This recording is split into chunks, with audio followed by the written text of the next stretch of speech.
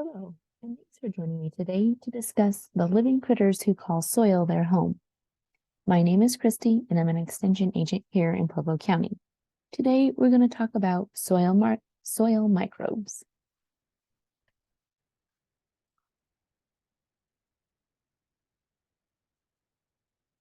Please note, extension programs are available to all without discrimination. With that, let's dig in. We should maybe first discuss or just quickly review what soil is.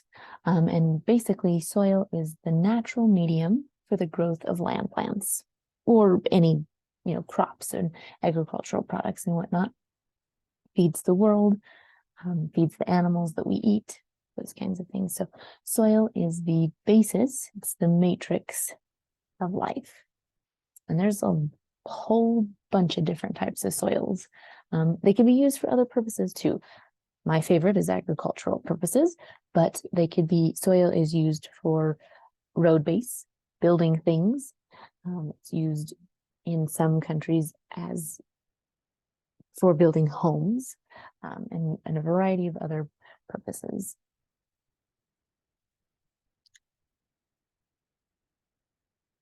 Soil is formed by weathered rock. And there's a couple different ways that weathering can occur. It's physical weathering, chemical weathering, biological weathering. And these things, physical weathering is like physical rock pieces and chunks breaking into smaller pieces. Chemical weathering would be like acid rain falling from the sky, hitting a rock, and a chemical reaction occurs that breaks the bonds of the actual rock pieces, so the rock pieces get smaller. Biological, same kind of a thing. Tree roots are getting in there, breaking up rocks into smaller pieces, and animals are digging in and scratching around and moving things about, making the rocks into smaller pieces. Eventually, they get so small that for it to be considered soil, they have to be, I believe it's number 10 mesh. It's 2 millimeters or smaller for a soil particle to be considered a soil particle. Otherwise, it's considered gravel and then stone and rock and so on as it gets bigger. But mostly, for the most part, rock is mostly silicate of some sort. Some sort of silicate is a crystalline, sedimentary, from a deposit. Oftentimes we've got the mountains to the west of us. A lot of the mountain erosions, the granite that's in those mountains has been eroded over time and been washed out to our area. And a lot of times that's what we see, especially in our more clayish soils, seeing that granite decay from the mountains that's been washed out east out to where we are. Other factors that affect soil include climate, the living organisms, topography, and time. So, meaning what is the weather doing that's influencing the soil? Constant rain, freezing, thawing, that expansion and compression will change the rocks. Living organisms change the rocks, like I had mentioned.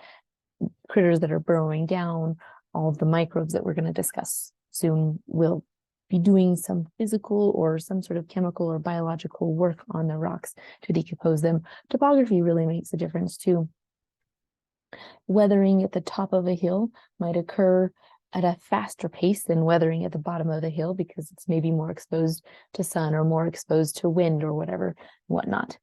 And in time, of course, this all happens over lots and lots of years, thousands and thousands of years for soil to form from its rock base. Let me go back real quick and just discuss these three pictures real quick because they're local pictures. The one on the most left-hand side is actually soil in rye, and that's a lot of that granite that's decomposing. It's very gravelly, it's very dark soil. If you look closely, kind of towards the middle, you can see maybe kind of some rusting and whatnot. That's going to be, weather or water playing a role in that. The middle picture is on the mesa, and it's actually what we call like rock cobbles. It's ancient riverbed essentially. All of the sand sediment in these cobbles, the cobbles are the stones kind of at the bottom of the picture, were washed down from the river. Obviously, the river has moved and changed in position, but this has been what's left over. And so now we've got a humongous sand deposit right on the mesa. And then the last picture, most right-hand side, is an area in Pueblo West where it's just a bunch of bedrock. It's a bunch of limestone right there, sandstone, just kind of still sitting, waiting to be weathered. You can see a bunch of roots in there, trying to work out some of that rock in there, and eventually it will decompose basically to make soil. But at the moment, it's rock, so we're kind of seeing rock or soil formation in the making, very slowly, but it's happening.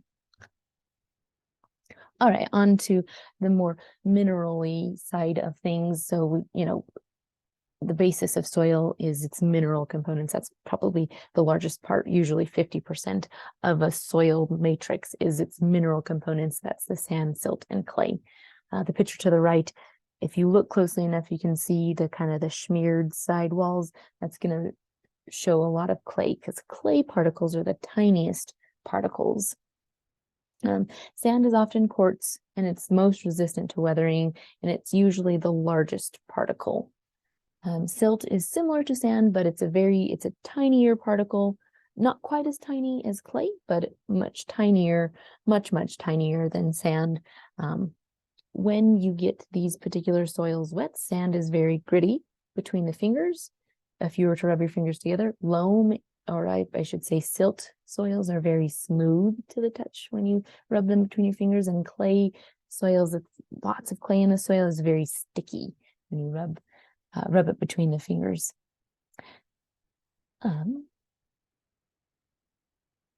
When you get all of these soil particles, these mineral particles together, and get them together, all clumped together, they form what's called an aggregate, or also called a PED. And so that's going to be the basis of soil structure.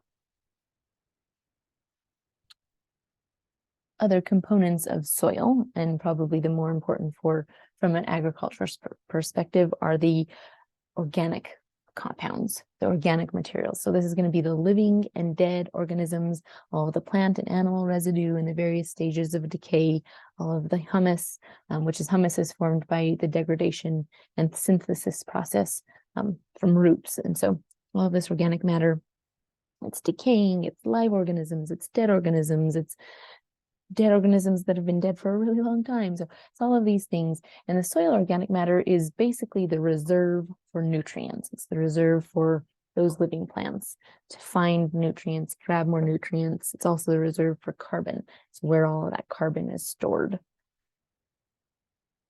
And then other components of soil are the air and water components. So soil particles, we talked about the aggregates that form the sand, silt, and clay, and there's organic matter. And so we've got, in an aggregate or in a soil PED, we've got all of our clay particles and our silt particles, and all smooshed together, holding on with chemical bonds. And we've got organic matter in there as well.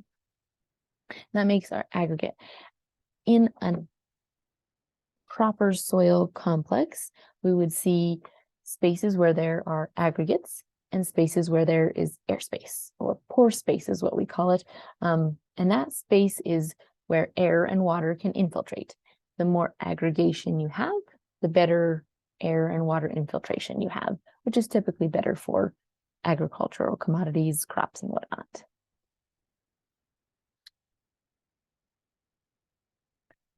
So there are organic molecules and organic matter in soil. There's also inorganic molecules, and these are really the nutrients that we talk about oftentimes. It's the nitrogen, the phosphorus, the potassium, and the whole host of micronutrients that plants also need. And so there's a very special bond because these molecules are charged. They have some sort of positive or negative charge. The plants and the soil particles have to have a relationship in order to exchange, in order to make those nutrients available for a plant. So the ions, the compounds, the molecules include soil particles and their charges, and the soil particles, because there's clay oftentimes in soil particles, the soil particles are usually negative. And so they hold on to and they hang on to all of those positive charged nutrients, which are usually, the nutrients are usually positively charged.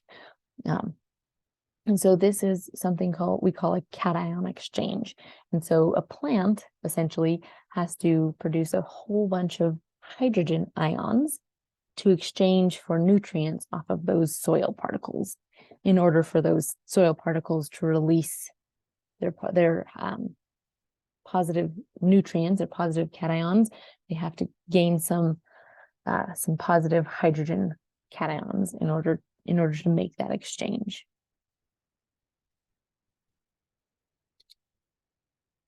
This is really where pH, soil pH, comes into play, because cation exchange isn't going to occur if the soil is at a particular pH or whatnot. These particles, or these nutrients there can be tons of these nutrients in the soil, but if the pH is too alkaline or too acidic one way or another, all of a sudden the soil particles are no longer going to favor receiving hydrogen ions because there's probably not enough or too much or something like that. So more acidic soils typically have a few more hydrogen ions just already in there.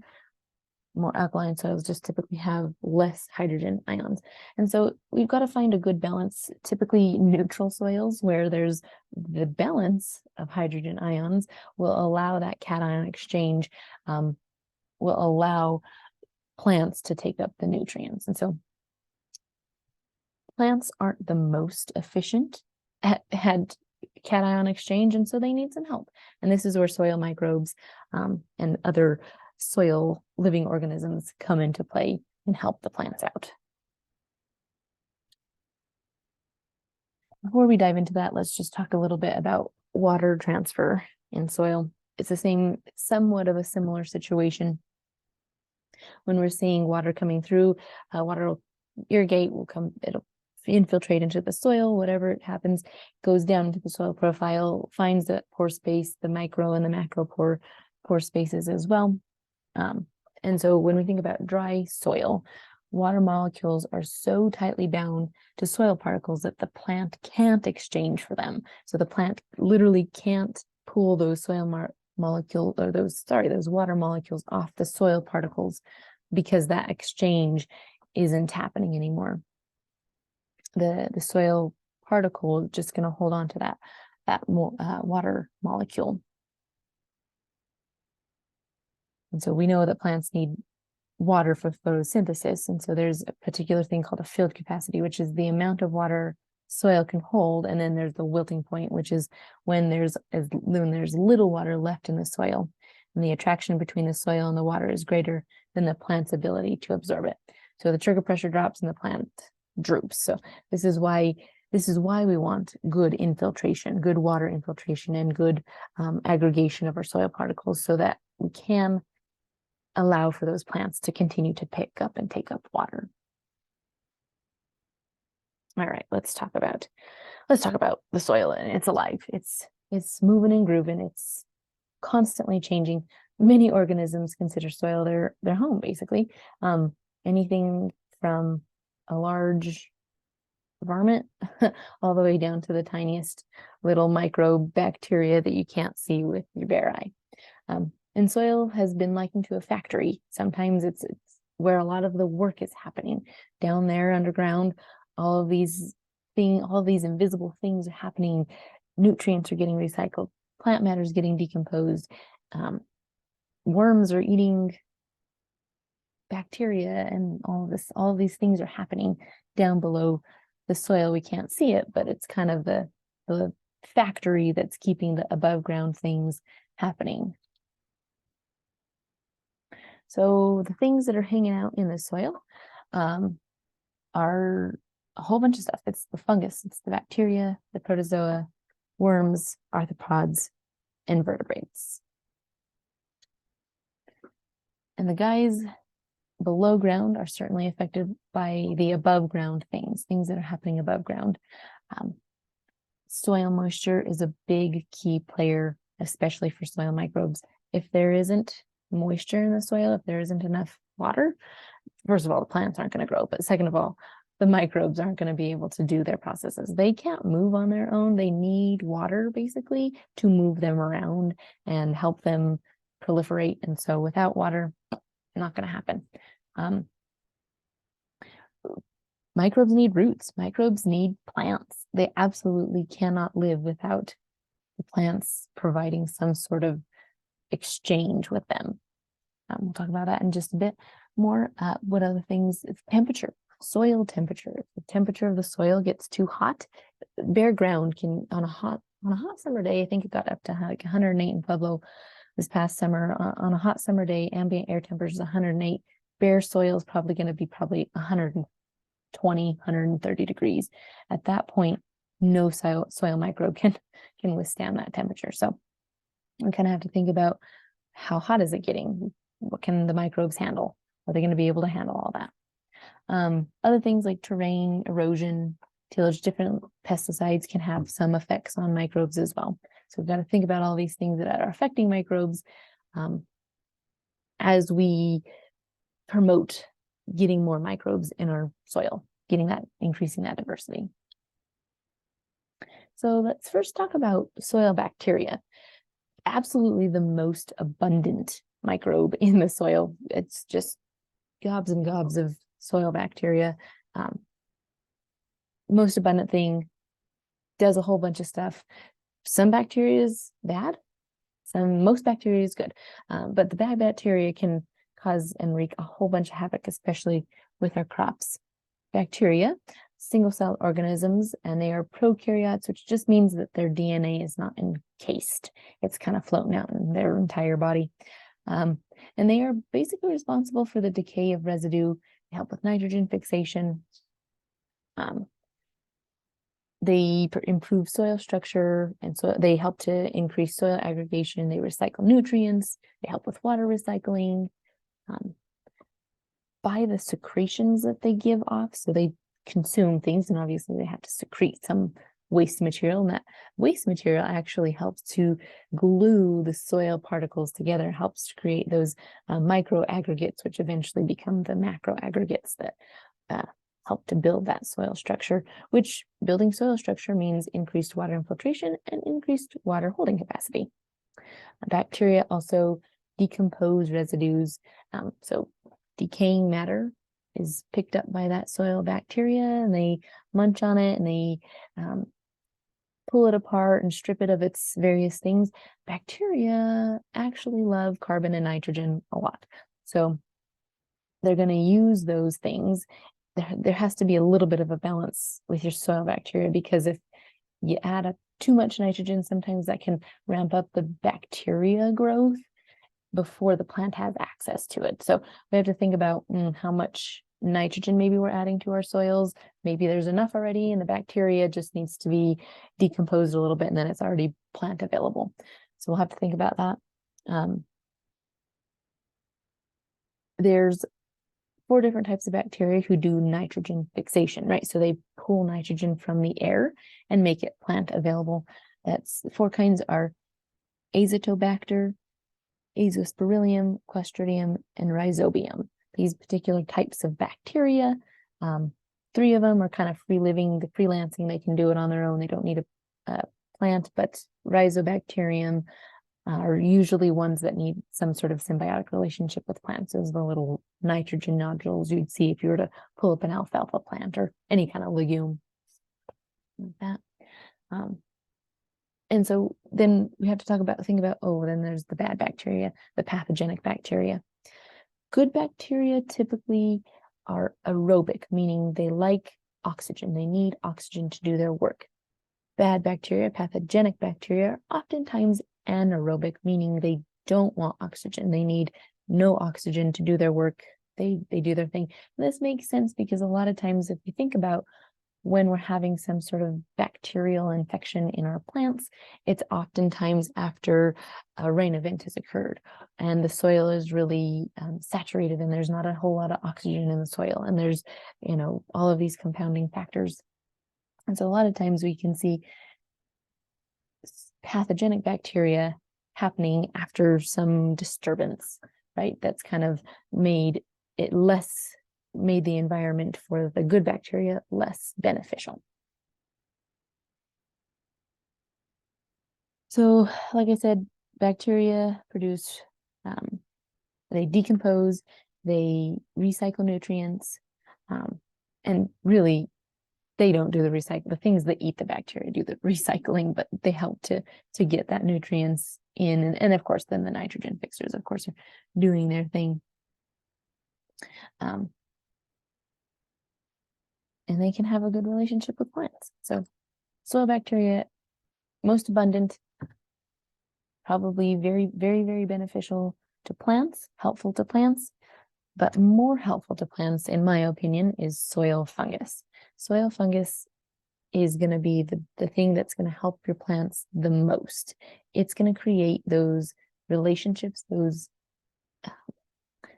partnerships basically with the plant. The plant feeds it a little bit of sugar and the fungus goes out and grabs as much nutrients as it can to keep feeding that plant so it can keep getting sugar, right? That symbiotic relationship is really, mutualistic relationship is really what's helping the plants. The picture on the left shows all this white fuzzy stuff. That's going to be what we see is mycelium, or the hyphae, basically the strands, the strings of the fungus, right, that are branching out into the rest of the soil. The micrograph kind of shows a bit more of a close-up of a root hair with the relationship. All the small, skinny strands are the fungus. The large, dark thing is the root hair, and that's showing the relationship between the two. There are a bunch of different funguses, and we can really for our purposes for agricultural crops, we can really categorize them as saprophytic fungus and mycorrhizal fungus. And so the saprophytic fungus is mostly going to be doing decomposing. That's going to be the things that break down the big leaves and all of the organic matter and the manure and all of these things, and breaking them down and making them, cycling that nutrients and making them available for the plants. The mycorrhizal fungi, and specifically the arbuscular mycorrhizal fungi, are going to be having relationships with our agronomic crops, with all of our plants, our agricultural plants. And these particular fungus have a special relationship with plants where they go into the root and into the actual cells of the plant to have that relationship. They kind of anchor point there inside of the cells of the root of the plant. And then they're able to go out and reach out much farther past where the root hairs can go. So they're able to grab nutrients further out from around the plant's base itself, which means the plant gets more nutrients, plant gets more water, helps the plant to grow. And then of course the plant is feeding the fungus. The plant is providing those sugar compounds as well, back to the fungus to keep the fungus happy and keep that relationship going. So bacteria and fungus are probably the most abundant and the most prolific and the most noticeably helpful to plants. The rest of these guys that we're going to talk about are maybe not quite as directly helpful to plants, but they're very, very important because they add, first of all, they add to diversity, but second of all, they aid in plant nutrient cycling. So next one is protozoa. They're single-celled organisms of the amoeboid. And they have cilia, some are flagellated, which means they can move, if there's water present, they can move around a little bit. They come in all sorts of funny shapes and sizes, but their big thing is their decomposer. They feed on bacteria. All the bacteria consumes the nitrogen, and it consumes carbon, and it consumes all of these things. In order to get that back out for a plant to be available to a plant, the protozoa's got to come and eat it and then poop out the nutrients. Basically, that's what's happening with the protozoa. They're helpful in that respect. Worms and nematodes, kind of a similar thing here.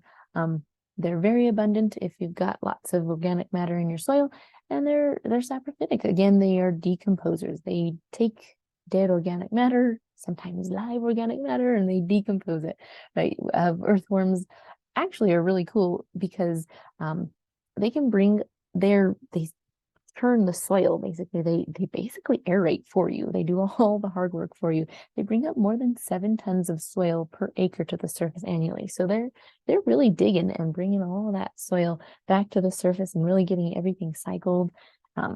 They're doing all sorts of decomposing, helping with that. Worm castings make more nutrient available to the soil.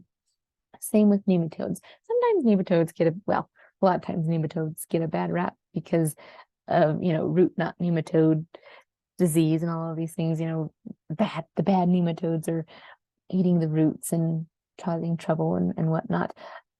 The majority of nematodes are actually good.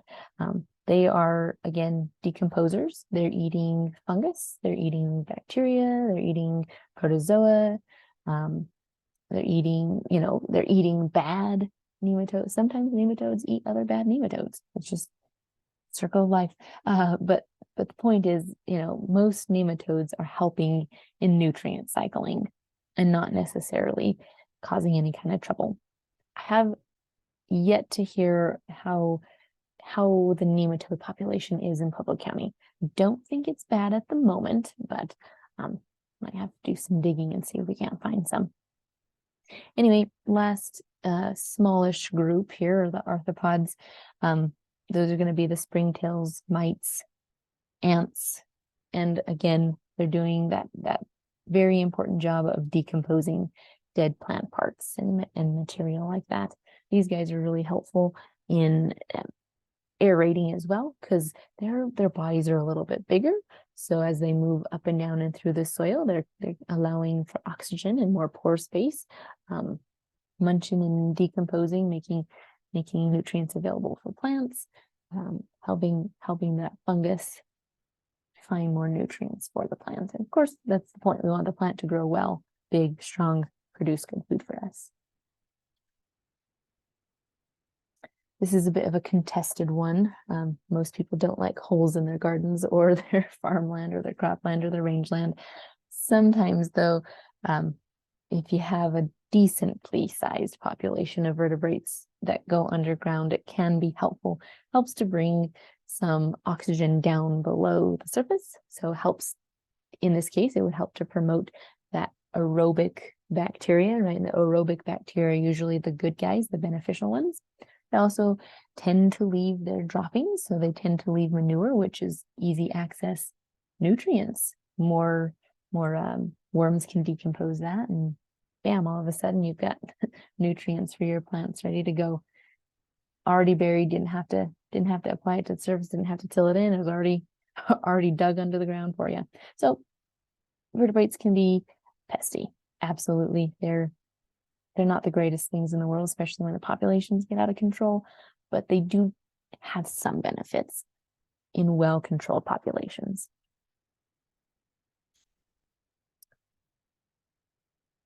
And I just like to say, love your soil, help your microbes do the hard work for you. Because if they're doing the hard work for you, you don't have to do as much hard work. But keep the microbes happy. So keep plants in the ground, help to build the soil, and your microbes will love you and you'll love your soil. If you have any questions or you'd like to discuss microbes further, feel free to give me a call. My number is 719-583-6576. We can discuss it more, or reach out to the Extension office and we can connect that way.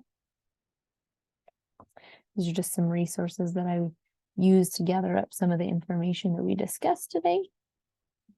Feel free to take a peek at this and maybe get a little bit further into some more information. And with that, thank you all very much for coming. Have a great rest of your day.